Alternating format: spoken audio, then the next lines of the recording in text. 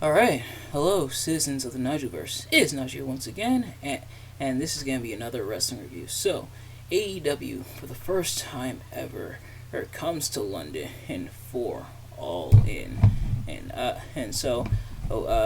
after 5 years after the first event, and AEW is doing All In again. And they're in Wembley Stadium, the legendary Wembley Stadium. How did they fare? Let's find out. So, as always, I'm not professional wrestling reviewer or analyst, just a man who enjoys a good time, which I definitely had with this event. This event was awesome from top to bottom. A very legendary, very legendary. Well, legendary arena, obviously, a legendary stadium, but also a lot of hype going into this is with the event being in such a legendary place as Wembley, and a lot of pomp and circumstance around here. 81,000 and plus packed Wembley here. They announced the attendance and everything, and I think almost sold out. And I know this event had a lot of naysayers, because a lot of people don't know how to enjoy wrestling nowadays, which really sucks. But me personally, I was hyped for this event, and it definitely didn't disappoint. A lot of stuff kind of thrown together at the last minute. Not gonna lie, but still very hyped. Yeah, I would say it delivered. So without further ado, let's get right into it. So, for those of you who have seen these reviews of mine before, you kind of already know how this works. For those of you who haven't, I'm going to be talking about what I liked and what I disliked about not just the event, but the matches themselves, and I will go match by match. We did have two matches on the 0 hour / the buy-in / the pre-show. Oh, while I didn't really watch the matches in their entirety, I kind of had them on in the background and kind of caught some glimpses of them. So I'm not really gonna go into too much detail about them. But we do have new Ring of Honor World Tag Team Champions, as MJF and Adam Cole, the Rochachos, have defeated Aussie Open for the titles, and Hook has the FTW Championship once again as he defeated Jack Perry. But now we go into the show proper, starting with the match for the real World Championship, as CM Punk defended against Samoa Joe, and successfully defended at that. Pretty solid showing between the two. This has been a rivalry brewing for quite a bit, especially on like Collision and stuff, and they've been talking about the rivalry, which they also did throughout this match, talking about the rivalry, how they're friends now turn enemies and everything, and battling it out here for the quote unquote real world championship. I think I mentioned this before, but I wonder if they'll actually give CM Punk an actual different world championship for Collision, or if they're just gonna let him keep that one. But nevertheless, CM Punk defeats Samoa Joe here for the second time now.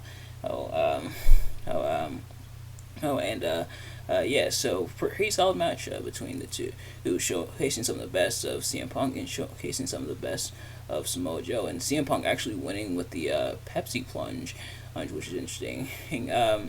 Has he actually won a match with the Pepsi plunge? I'm guessing probably.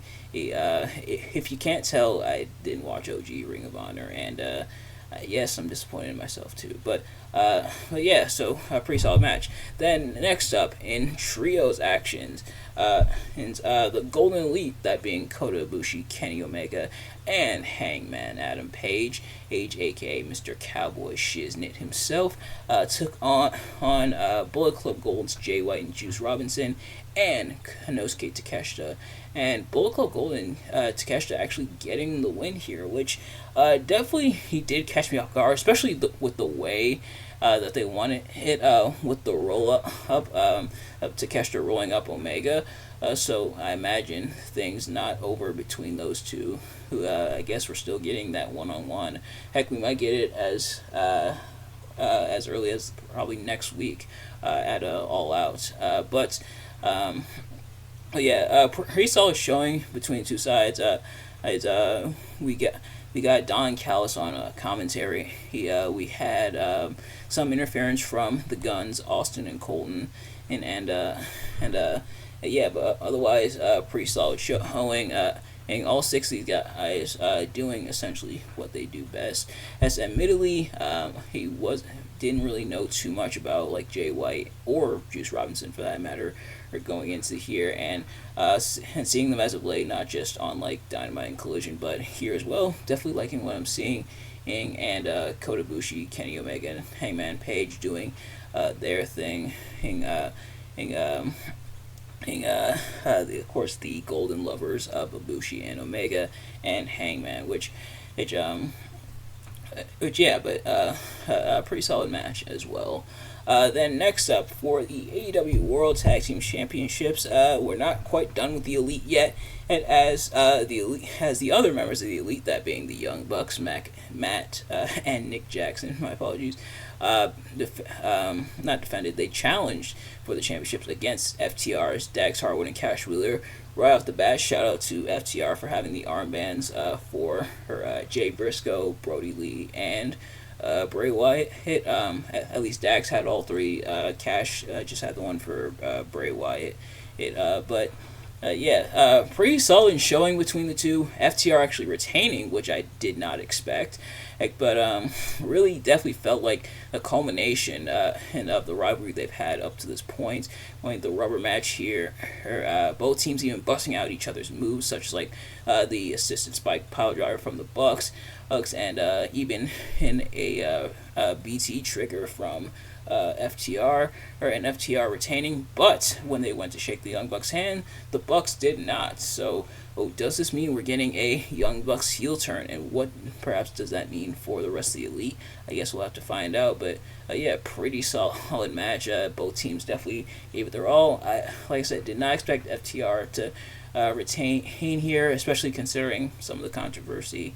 In fact, all the controversy surrounding Cash Wheeler as of late.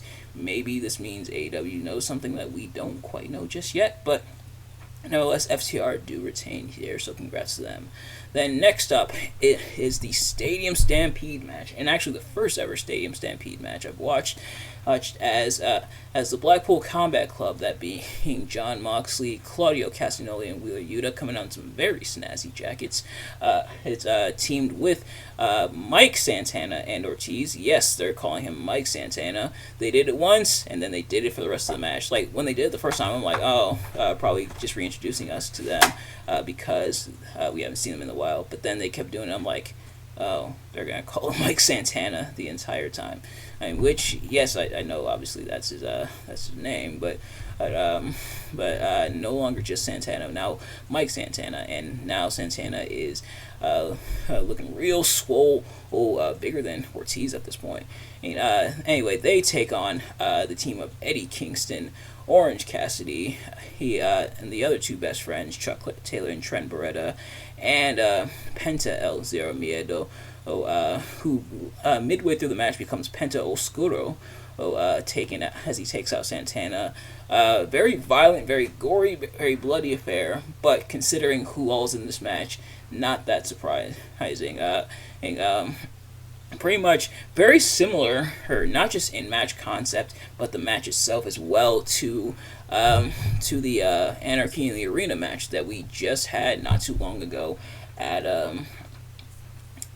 Double or Nothing, which is a bit interesting that essentially these matches kind of sort of follow the same rule set of pretty much only pinfall or submission, and they brawl anywhere in the arena. But what can you do? And definitely a lot of chaos, a lot of violence this time.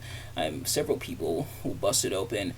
Sue even making an appearance, which I imagine and probably had to be kind of interesting for her, and seeing her son Trent getting busted open and stuff. Orange Cassidy, taping up his hand, dipping it in a thing of glass that he broke the bottle into the bucket. Bucket had the glass, taped his hand up, put his fist into the glass, and somebody was getting hit with that orange punch, and it happened to be Claudio, which is how they ended the match. But a very violent, very gory affair. Whether or not things are done between BCC and Best Friends and or the Death Triangle / the Lucha Bros, those will remain to be seen. But yeah, so pretty gory stuff. But next up, in a four-way match for the AEW Women's World Championship, Hikaru Shida defended against Toni Storm, Saraya, and Dr. Britt Baker, DMD. Saraya came out with her family, which was cool. Who came out to "We Will Rock You" by Queen, which was even cooler. But some tension forming between the members of the Outcasts, which I guess was to be expected. I did bring up that it would probably play a factor into this match, and it did. It with Toni Storm, her accidentally decking Saraya's mom when her mom was holding Dr. Britt Baker. Her Storm accidentally decked her mom. Saraya, who was in full view, looking from inside the ring and saw the accident, still got mad at Toni Storm. Which, I mean, to be fair, if somebody, even if it's accidental, if somebody punched my mom, I wouldn't be happy about it. But knew it was an accident, but still got mad at her anyway. Ruby Soho came in trying to calm them down and got decked for her efforts by Toni Storm. And Saraya even nailing Toni Storm with the spray. And then Saraya actually pinning Toni Storm while Britt Baker was looking for the lockjaw on Hikaru Shida. They fought on that for a while. Meanwhile, Saraya just up and pinned Toni Storm in order to win. And so congrats to her on winning. And here, a pretty solid match. I wonder what the dynamic will be for the Outcasts and for the AEW Women's World Championship going forward. But next up was the Coffin match, as Darby Allin and Sting, who came out to Seek and Destroy by Metallica, hell yeah, battled Swerve Strickland and Christian Cage. Christian Cage, of course, the unofficial TNT champion. He's not the TNT champion, but he kind of is. Pretty solid. Quite a few spots involving in the Coffin, including Darby Allin, and going for a coffin drop on Swerve, but Swerve moved out of the way, and Darby just went flat on the back of that casket. It sadly have been to many funerals in my life, and I've accidentally brushed against the casket. It is not soft, so no thank you to that hump. But both teams going at it. Sting channeling Joker Sting for this time around, Darby Allin even delivering the coffin drop to Swerve, who was on top of the casket, and placed him inside. Even though Swerve's hair was still sticking out, but I guess that doesn't count. Even though, like, the hands, or in Sting's case, the baseball bat, they did the spot where Swerve closed the coffin on top of Sting, but Sting had the bat sticking out, so I guess that didn't count. But I guess even with the hair, it does.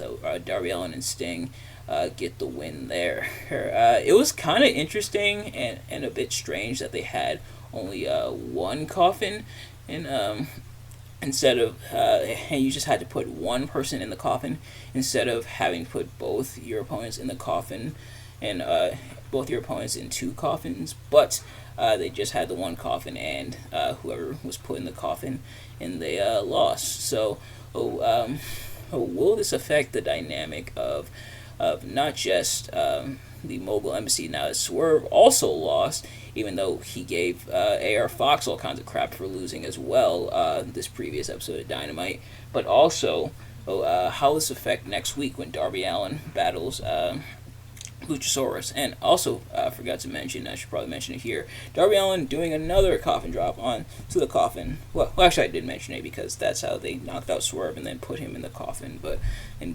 again, coffins and not my thing. And it would hurt. And technically that's a casket, not a coffin, but potato. But next up,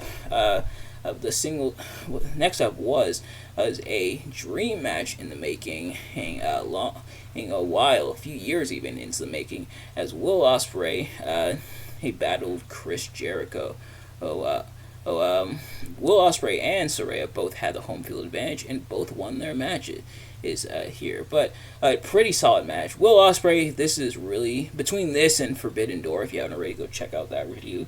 Who like really kind of getting into Will Ospreay and his body of work, and man, I am definitely liking what I'm seeing here. Her interesting dynamic between Chris Jericho and Sammy Guevara, who was with Jericho here, and Don Callis was with Ospreay, obviously. Which we'll address Jericho and Guevara when we get to it, but pretty solid stuff. Jericho actually came out performing with Fozzy, which he said he would, and he definitely did. Really solid match between the two, worked really well against each other. Ospreay, he's definitely such a joy to watch. Ospreay, he nailing 2 Hidden Blades and 2 Stormbreakers to put away Jericho. But Jericho and Ospreay, they're all definitely worked really well with each other. In my predictions video from yesterday on System Shock Radio, which I said I was going to predict what would be the match of the night, and I forgot to. This and a match that's coming up, I predicted in my head. I forgot to say it verbally, which would be matches of the night, and this one definitely lived up to the hype.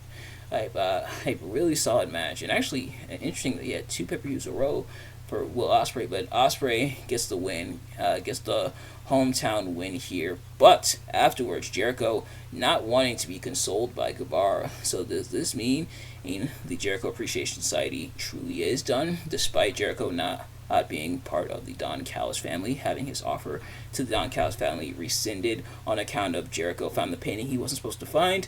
We'll find out. But next up, in the house-ruled match for the AEW World Trios Championships, the Acclaimed, and not daddy ass but badass Billy Gunn, battled the House of Black, and the rule that the Acclaimed have chosen: no holds barred.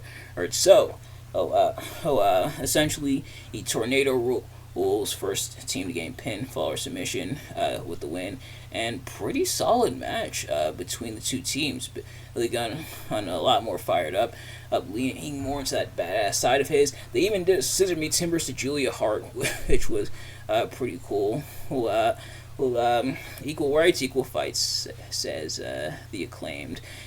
But the Acclaimed actually getting the win over the House of Black after 2 arrivals and mic drops onto Brody King, chopping down the big redwood. And the House of Black actually handing the Trios Championships to the Acclaimed. Face turn perhaps for the House of Black. We'll find out, or perhaps just a show of respect. But congrats to Billy Gunn and the Acclaim. I think I did mention this one could have gone either way, in terms of where the Trios Championships would be going. But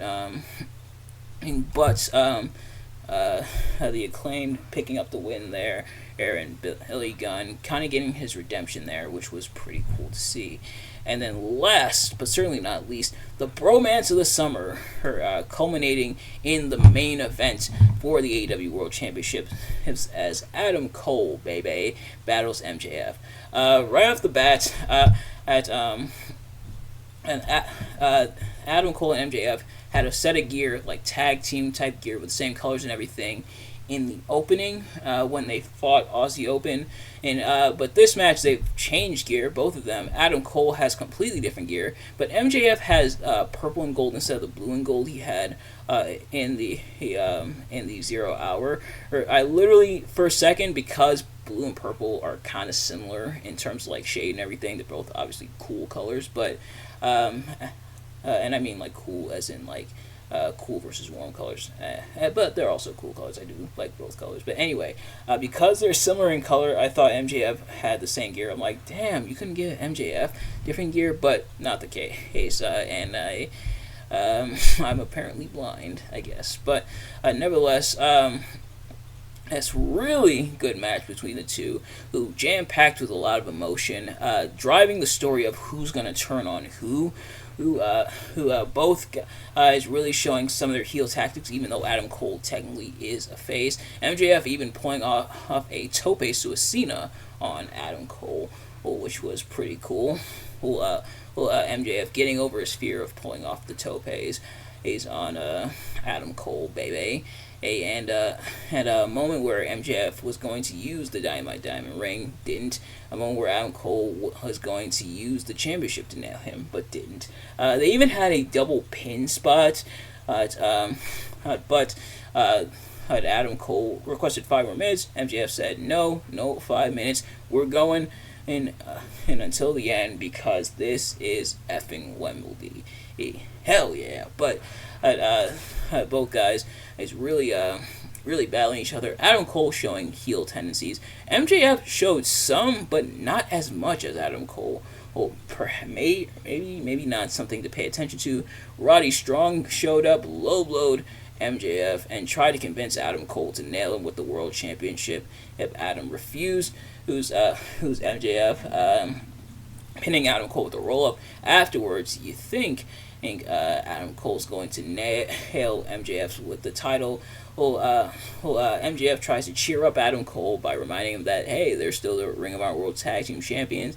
And Adam Cole throws his Ring of Honor Tag Team belt. Also, MJF is like, oh, I see. You don't care about me. You just care about my championship. MJF is upset, obviously. He literally throws the world title at Adam Cole. Thankfully, Adam Cole didn't call him an a-hole like Vince did Brock that one time after Mania 34,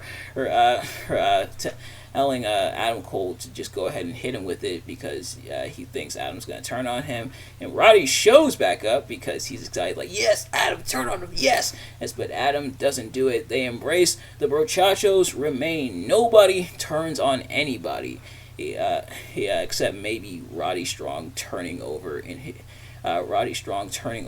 grave, and he's not dead yet because he's upset that MJF and Adam Cole are still friends. They're still bros. They're still brochachos. They're still all that stuff. So nobody turns on anybody. And I did mention that was a possibility that nobody would turn on anybody, but man, they definitely hyped up a potential turn, and we didn't get it. But it's a case of us not getting it. I saw some people on like social media and everything were disappointed that we didn't get the turn from either man. But I think this does work out for a couple reasons. For starters, it subverts expectations. And the expectations isn't met, but that's not a bad thing. But it also potentially sets up a turn for later on, perhaps one of the two.